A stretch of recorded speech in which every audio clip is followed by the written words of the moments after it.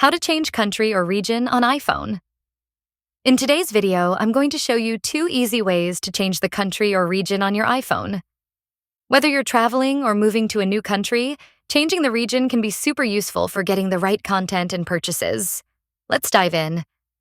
First, let's walk through the process in your settings. Go ahead and open your Settings app.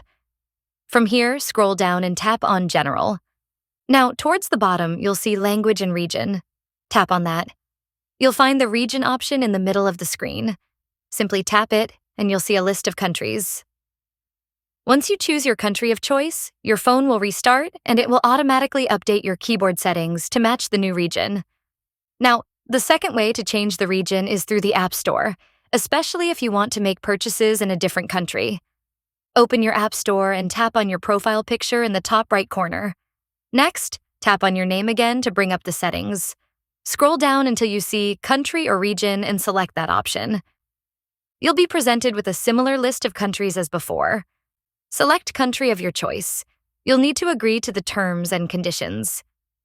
Here's an important part. To finalize the switch, you'll need to enter a valid address in the new country and provide a payment method. This is key for making purchases in the App Store. And that's it. 2 simple ways to change the country or region on your iPhone, whether it's through the settings or the App Store.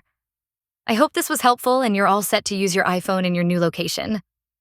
If this video helped, smash that like button, hit subscribe, and stay tuned for more quick fixes and tech tips. Thanks for watching.